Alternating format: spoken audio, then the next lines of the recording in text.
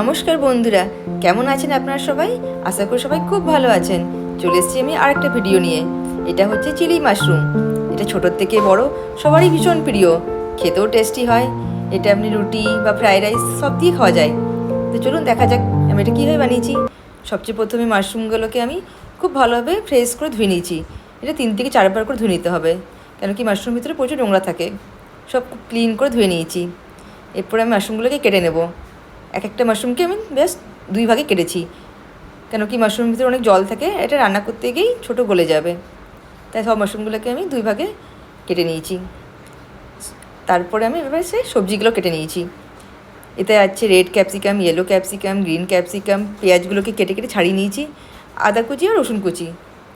আর capsicum সাইজগুলো খুব বড়ও না খুব ছোটো না, বেশ মাঝের সাইজে আমাকে রাখতে হবে। আর এই পাশে মাশরুমগুলো আমি কেটে রাখা হয়ে গেছে সবগুলোই।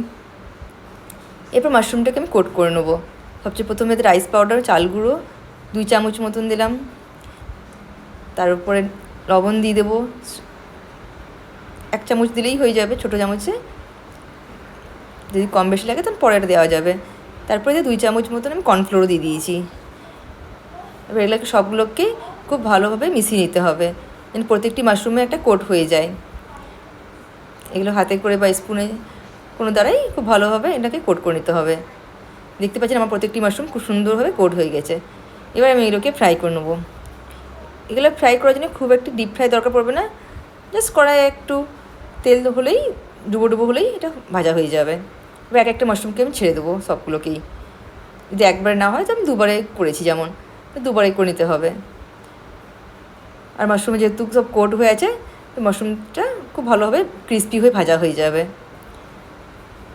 আমি এটা একবারে হয়নি, 2বারে আমি এটা করেছি। এই যে কালার চেঞ্জ হতে লাগলো মাশরুমে এবার, আর উপর দিয়ে কোটটা বেশ ক্রিস্পিভাবে ভাজা হয়ে গেছে। এবার আমি এগুলোকে তুলে নেব। এইভাবে আমাকে সব কটাই মাশরুম খুব ভালোভাবে ভেজে নিতে হবে। আর মাশরুম ভাজার সময় মাশরুম থেকে একটু জলও বেরোয়। আর এর পাশে আমি আরেকটা পাত্র নিয়েছি, এর মধ্যে আমি ফ্রাই প্যানের মধ্যে তেল দিলাম গরম হতে। সবচেয়ে প্রথমে আমি রসুন কুচি আর আদা কুচিটা একটু ভালো করে ভেজে নেব। আর রসুন কুচিটা একটু বেশি ভালো করে দিলেই এতে টেস্টটা বেশি আসবে। রসুন আর আদাটা আমি দিয়ে পরে একটু বেশ লাল লাল করে ভেজে নিতে হবে। একটা বেশ সুন্দর সেন্ট আসলেই তারপরেই এর মধ্যে আমি এক এক করে সব ক্যাপসিকামগুলো দিয়ে দেবো, যা যা আমি কেটে রেখেছি। এই পেঁয়াজগুলোকে ছাড়িয়ে রেখেছিলাম সেগুলোকে দিয়ে দিলাম। সবগুলোই আমি দিয়ে বেশ ভালো করে এবার এটা ভেজে নেব। এগুলো খুব লো ফ্লেমে না ভাজলেও চলবে, কেন কি চাইনিজ জিনিসটা একটু বেশি হাই ফ্লেমেই ভাজা হয়, যেন উপর থেকে রোস্ট হয়ে যায় আর ভেতর থেকে যেন ওই ক্রাঞ্চি ভাবটা থাকে। তার উপর থেকে আমি একটু লবণও দিয়ে দিলাম, যেন সব সবজিতে লবণটা খুব ভালোভাবে চলে যায়। এর উপর থেকে আমি একটু ব্ল্যাক পেপার দিয়ে দিলাম, গোলমরিচের গুঁড়ো করে রেখেছিলাম সেটাও দিয়ে দিলাম। এগুলো খুব ভালো করে ভাজা হয়ে গেলেই, খুব নেতিয়ে ভাজতে হবে না, জাস্ট একটু ভাজা হলেই এটাকে ভাজা হয়ে যাবে। কেন কি চাইনিজ জিনিসে খুব বেশি সবজিগুলো খুব ভাজা হয় না, মানে যেন গলে না যায় সবজিগুলো, এটা দেখতে হবে। তারপরে এক এক করে সস দিলাম, সয়া সস 2 চামচ মতন দিয়ে দিলাম। যা সস আছে সব কিছুই, রেড চিলি সস এটাও 2 চামচ দিলাম, একটু আমার বেশি পড়ে গেছিলো এটাতে। আর এটা টমেটো কেচাপটাও পরিমাণ মতন দিয়ে দিলাম। এবার সব কটাকে খুব ভালোভাবে মিক্স করে নেবো সস দেওয়ার পর।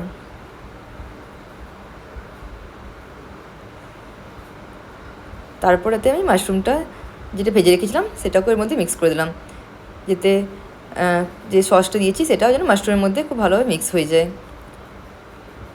এই সময় গ্যাসের ফ্লেমটা আমি একটু কম করে দেবো, কেন কি সসগুলো পুড়ে যেতে পারে। এইদিকে একটা বাটিতে আমি 1 চামচ মতন ওই কর্নফ্লোর নিয়েছি আর একটু জল দিয়ে এটাকে একটা লিকুইড বানিয়ে নিয়েছি।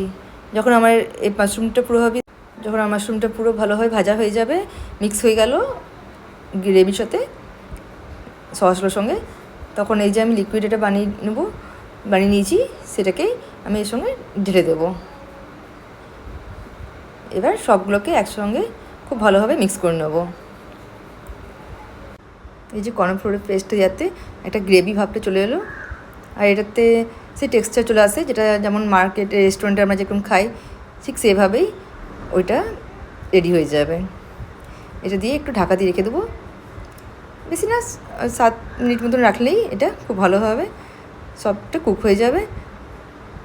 এই যে একটা বেশ, আর এটা জলটা টেনে নিয়েছে, আর বেশ একটা গ্রেভি ভাব চলে এসছে, খুব ড্রাইও নেই খুব গ্রেভিও নেই।